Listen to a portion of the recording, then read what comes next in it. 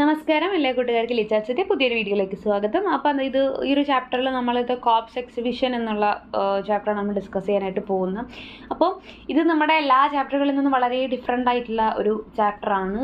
ഇപ്പോൾ നമ്മൾ പല ജേർണൽസിൽ പല തീമുകൾ നമ്മൾ ഡിസ്കസ് ചെയ്തിട്ടുണ്ട് നമ്മുടെ ടെക്സ്റ്റ് ബുക്കിലോടൊന്നും. പക്ഷേ ഇത് വളരെ ഡിഫറെൻ്റ് ആയിട്ടുള്ള സംഭവം. നിങ്ങൾ വായിച്ച് നോക്കിയിട്ടുണ്ടായിരിക്കും, ചിലപ്പം നോക്കിയിട്ടില്ല എന്നുണ്ടെങ്കിൽ വായിച്ച് നോക്കുക. അപ്പോൾ ഇതെന്താണെന്ന് വെച്ച് കഴിഞ്ഞാൽ ഇത് ആക്ച്വലി വളരെ ക്രൂവലായ ഒരു ലാംഗ്വേജ് യൂസ് ചെയ്തുകൊണ്ട് എഴുതിയിട്ടുള്ള ഒരു വർക്കാണ്. അപ്പോൾ ചില ലൈൻസൊക്കെ വായിക്കുമ്പോൾ എനിക്ക് തന്നെ വായിച്ച് കഴിഞ്ഞപ്പോൾ എനിക്ക് ഭയങ്കര ഒരു ഓക്വേർഡായിട്ട് ഫീൽ ചെയ്തെന്ന് പറയണോ എന്താണെന്ന് പറയണ്ടല്ലോ, അങ്ങനത്തെ ഒരു കൈൻഡ് ഓഫ് ചാപ്റ്ററാണ് നമുക്കിതുള്ളത്. അപ്പോൾ ഇതിനകത്ത് ഇത് ആക്ച്വലി എന്താ പറയുക, ഒരു ടെയിൽ തന്നെയാണ്. അതിൽ വരുന്നത് എന്താണെന്ന് വെച്ച് കഴിഞ്ഞാൽ ഇറാഖി പേഴ്സ്പെക്റ്റീവിൽ യുദ്ധത്തിനെ കുറിച്ച് അല്ലെങ്കിൽ അതിൻ്റെ ആ ഒരു ഹൊറേഴ്സിനെ കുറിച്ചാണ് ഇതിനകത്ത് മെയിനായിട്ടും പറയുന്നത്. അപ്പോൾ ഇവിടെ വരുന്നത് എന്താ വെച്ചാൽ നമുക്ക് നടക്കില്ല, ഇങ്ങനെ സംഭവം നടക്കാൻ സാധ്യതയില്ല എന്ന് നമ്മളെ തന്നെ പറഞ്ഞ് വിശ്വസിപ്പിക്കുന്ന ആ ഒരു ടൈപ്പ് ഓഫ് അറ്റ്മോസ്ഫിയറാണ് ഇതിനകത്ത് ഉള്ളത്. അപ്പം എനിക്ക് ആക്ച്വലി അത് എങ്ങനെ പറഞ്ഞു തുടങ്ങാമെന്ന് എനിക്ക് മനസ്സിലാവില്ല. ഞാൻ എന്തൊക്കെയാണ് അതിനെക്കുറിച്ച് ഇൻട്രൊഡക്ഷൻ പറയേണ്ടതെന്നൊരു കൺഫ്യൂഷനാണ് എനിക്ക് തപ്പി വരുന്നത്. അപ്പോൾ ഇതിനകത്ത് വരുന്നത് എന്താണെന്ന് വെച്ച് കഴിഞ്ഞാൽ കുറച്ച് എന്താ പറയുക, ഒരു കൊലപാതകികൾ എന്ന് വേണമെങ്കിൽ നമുക്ക് പറയാം. അത് എന്തിൻ്റെ പേരിലാണ്, ആർക്ക് വേണ്ടിയിട്ടാണ്, അങ്ങനെയൊന്നും പറയുന്നില്ല. പക്ഷെ ഒരു ഗ്രൂപ്പ് ഓഫ് പീപ്പിൾ, അവർ ഈ കൊലപാതകം എന്ന് പറയുന്നത് വളരെ സിമ്പിളായിട്ടുള്ള ഒരു എന്താ പറയുക, നമ്മൾ എൻജോയ് ചെയ്ത് ചെയ്യേണ്ട, ഒരു ടൈം പാസിന് ചെയ്യേണ്ട, അല്ലെങ്കിൽ അങ്ങനത്തെ ഒരു കാര്യം ഒരു ആർട്ടായിട്ട് കരുതി ചെയ്യുന്ന ഒരു ഗ്രൂപ്പ് ഓഫ് പീപ്പിളിനെ നമുക്കിവിടെ കാണാനായിട്ട് സാധിക്കുന്നുണ്ട്.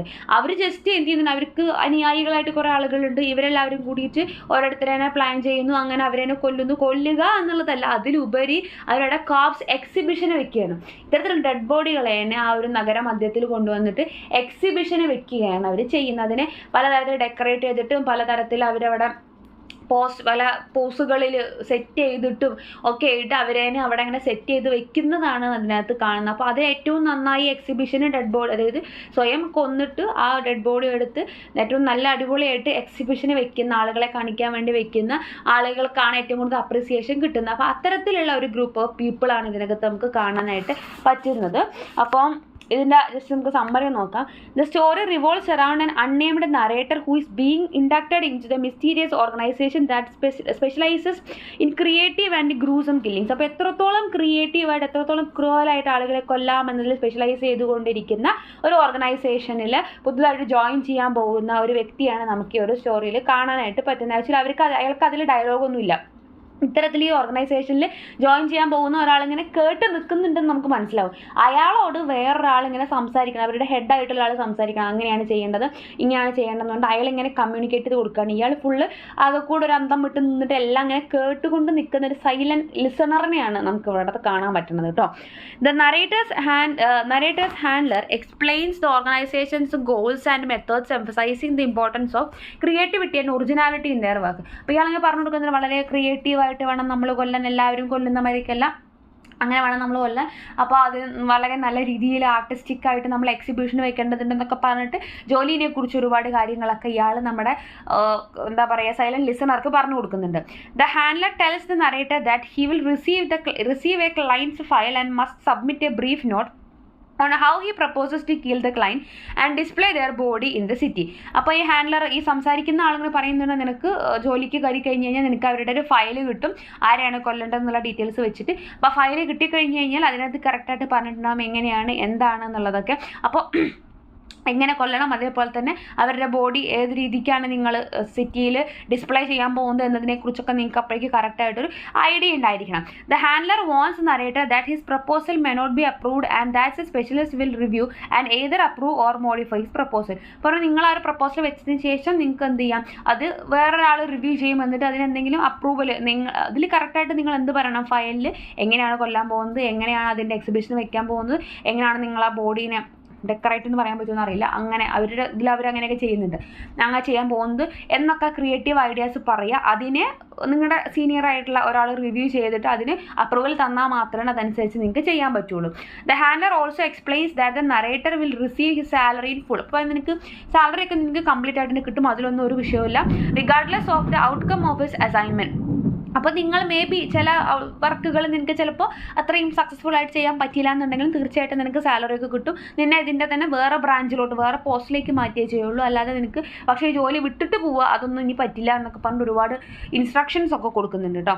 He wants narrator not to ask questions once he receives a client's file and to submit any question or proposal in writing. അപ്പോൾ ഈ ക്ലയൻറ്റിൻ്റെ ഫയൽ ആരാണ് കൊല്ലേണ്ടതെന്നുള്ള ക്ലയൻറ്റിൻ്റെ ഫയൽ കിട്ടിക്കഴിഞ്ഞ് കഴിഞ്ഞാൽ പിന്നെ ഒരു സംശയങ്ങളോ നേരിട്ടോ മെയിൽ അയച്ചിട്ടോ ചോദിക്കാൻ പാടില്ല. ജസ്റ്റ് എഴുതിയിട്ട് ആ ഒരു ഫയലിൽ തന്നെ ഫുൾ എഴുതിയിട്ട് പേഴ്സണൽ ഫയലായി സൂക്ഷിച്ചിട്ട് ഡൗട്ടുകൾ ക്ലിയർ ചെയ്യുന്നത് പോലും ഈ എഴുത്ത് കൂടെയായിരിക്കും, എഴുത്ത് മുഖേന ആയിരിക്കും എന്നൊക്കെ പറഞ്ഞിട്ട് കുറേ കാര്യങ്ങൾ പറഞ്ഞു കൊടുക്കുന്നുണ്ട്. The handler shares A story about an agent known as the nail. പിന്നെ ഇവർ കുറേ സ്റ്റോറികളൊക്കെ പറയുന്നുണ്ട് കേട്ടോ. ഇങ്ങനെ എന്താ പറയുക, കൊന്നിട്ട് ബോഡി പാർട്സിനൊക്കെ പെയിൻ്റ് അടിച്ചിട്ട് അവിടെ ഷോ ചെയ്യാൻ വേണ്ടിയിട്ട് എക്സിബിഷനെ വെച്ചിട്ടുള്ള ഇൻസിഡൻറ്റിനെ കുറിച്ച് പറയുന്നുണ്ട്. എന്താ വയറ് വെച്ച് തൂക്കിയിട്ട ആ ഒരു ഇൻസിഡൻറ്റിനെ കുറിച്ച് പറയുന്നുണ്ട്. പിന്നെ ഭയങ്കര ക്രൂവലായിട്ട് തോന്നുന്നത് അതിനകത്തൊരു മദർ ആൻഡ് ചൈൽഡിനെ കുറിച്ച് പറയുന്നുണ്ട്. അത് അങ്ങനെയാണത് വായിച്ച് നോക്കിയാൽ നിങ്ങൾക്ക് മനസ്സിലാവും. നിങ്ങളൊരു മദറിന് അതേപോലെ അവരുടെ എന്താ പറയുക ബ്രസ്റ്റ് ഫീഡ് ചെയ്തുകൊണ്ടിരിക്കുന്ന രീതിയിൽ തന്നെയാണ് അവർ തന്നെ ആ ഒരു നേക്കഡായിട്ട് ആ ഒരു പബ്ലിക് സ്ഥലത്ത് കൊണ്ടുവന്ന് അവരവിടെ ഡെഡ് ബോഡിയാണ്, അമ്മയും കുട്ടിയും പാല് കുടിച്ചുകൊണ്ടിരിക്കുന്ന കുട്ടിയാണ്. അപ്പോൾ ഇവർ തന്നെ അങ്ങനെ നേക്കഡാക്കിയിട്ട് അവിടെ കൊണ്ടുവന്ന് എത്തിയിട്ട് കണ്ടു കഴിഞ്ഞാൽ ഒരു മുറിവുകളോ കാര്യങ്ങളൊന്നുമില്ല. പക്ഷേ അത് എന്താ വളരെ ഒരു ഭയങ്കര ഒരു കഴിവോട് കൂടുതൽ ആർട്ടിസ്റ്റിക് വർക്കാണ് അങ്ങനെ കൊന്ന് ഡിസ്പ്ലേ ചെയ്തത് എന്നൊക്കെ പറയുന്ന വളരെ ക്രൂവലായിട്ടുള്ള കുറേ സംഭവങ്ങളൊക്കെ അതിനകത്ത് വരുന്നുണ്ട്. അപ്പോൾ അതൊക്കെ വായിച്ച് നോക്കുക കേട്ടോ. The handler shares A story about an agent. പിന്നെ അദ്ദേഹം ദ നെയിൽ എന്ന് പറയുന്ന ഒരു ഏജന്റിൻ്റെ ഇതേപോലെ ജോലി ചെയ്തിരുന്ന ഒരാളെ കുറിച്ച് പറയുന്നുണ്ട്. Who attempted to cheat the system by stealing a corpse from a mortuary itself instead of killing someone else. അപ്പോൾ ഇയാൾ ഈ നെയിൽ എന്താ വിചാരിച്ചതെന്ന് വെച്ച് കഴിഞ്ഞാൽ ഒരാളെ കൊല്ലാനും താല്പര്യമില്ല. അപ്പോൾ ഇവരുടെ ഒരു റിലേറ്റീവ് അവിടെ ഒരു ഹോസ്പിറ്റലിൽ വർക്ക് ചെയ്യുന്നുണ്ട്. അപ്പോൾ അവിടുത്തെ മോർച്ചറിയിൽ നിന്നും ഒരു എന്താ പറയുക ഒരു ഡെഡ് ബോഡി കൊണ്ടുവന്നിട്ട് ഇതിനെ ഇവിടെ കൊണ്ടുവന്ന് എക്സിബിഷന് വെക്കാം എന്നൊരു പ്ലാനിലാണ് ഇയാൾ ജോലിക്ക് കയറിയിരിക്കുന്നത്. The handler explains that the mortician caught the nail and punished him by skinning him alive and displaying his skin on a platform in front of the ministry of justice. അപ്പം പക്ഷേ ഇയാൾ അവിടെയും കുറേ ഇൻസിഡൻറ്റ് പറയുന്നുണ്ട് കേട്ടോ. അവിടുത്തെ മോർച്ചറിയിലെ dead ബോഡികളെ കുറിച്ച് പറയുമ്പോൾ വാറിൻ്റെ റിസൾട്ടായിട്ടുള്ള മരിച്ചു പോയിട്ടുള്ള ഒരുപാട് കൊല ചെയ്യപ്പെട്ടിട്ടുള്ള ഒരുപാട് കുട്ടികളെ കുറിച്ച് അങ്ങനത്തെ കുറേ സംഭവങ്ങൾ ഭയങ്കര നമുക്ക് ക്രൂവൽ ആയിട്ട് നമുക്ക് ഫീൽ ചെയ്യുന്ന നമുക്ക് ഭയങ്കര വിഷമം തോന്നിക്കുന്ന തരത്തിലുള്ള കുറേ എക്സ്പ്ലനേഷൻസ് ഒക്കെ വരുന്നുണ്ട്. അപ്പോൾ അവിടെയൊക്കെ പോയിട്ട് ഇയാൾ അതിൽ പറ്റിയൊരു ഡെഡ് ബോഡി നോക്കി സെലക്ട് ചെയ്യും കാര്യങ്ങളൊക്കെ ചെയ്യുന്നുണ്ട്. പക്ഷേ ആക്ച്വലി അവിടെ ആ മോർച്ചറിയിൽ കാവൽ നിൽക്കുന്ന ആളെന്ന് പറയുന്നത് ഈ ഒരു ടീമിലത്തെ മെമ്പറാണ്. ഇങ്ങനെ ആളുകളെ കൊന്നിട്ട് അങ്ങനെ ഡിസ്പ്ലേ ചെയ്യുന്ന ആളുടെ ഒരു മെമ്പറാണ്. അപ്പോൾ അതുകൊണ്ട് തന്നെ ഈ ദ നെയിൽ എന്ന് പറയുന്ന ആൾ അവിടെ ഇത്തരത്തിൽ ഇവരെ കബളിപ്പിച്ചിട്ട് ഒരു ഫേക്ക് ആയിട്ട് അയാൾ കൊല്ലാതെ ആക്ച്വലി ഇവർ ചെയ്യേണ്ടത് സ്വയം കൊന്നിട്ട് ആ ഡെഡ് ബോഡി എക്സിബിഷന് വെക്കാൻ ചെയ്യേണ്ടത്. അപ്പോൾ ഇത് മോർച്ചറി എന്ന് പറഞ്ഞാൽ വെച്ച് ഉടായിപ്പായിട്ട് ചെയ്യാനുള്ള പ്ലാൻ ആണെന്ന് മനസ്സിലാക്കിയിട്ട് ഇയാളേനെ ബോധത്തോട് കൂടിയിട്ട് ജസ്റ്റ് പാരലൈസ് ചെയ്ത് കിടത്തിയിട്ട് അവരുടെ തൊലിയൊക്കെ അങ്ങനെ സ്കിൻ ചെയ്ത് എടുത്ത് ജീവനോട് കൂടെ അങ്ങനെ എടുത്തിട്ട് അവരെ ഡിസ്പ്ലേ ചെയ്ത് അവിടെ ഇതിൽ വെച്ചു എന്നൊക്കെയാണ് പറയണത്. ആ ഒരു സിറ്റിയിൽ കൊണ്ടുവന്ന് വെക്കുന്നുണ്ട്. അത് ഭയങ്കര ക്രൂവലായിട്ട് അവരോട് ഡിസ്ക്രൈബ് ചെയ്യുന്നുണ്ട്.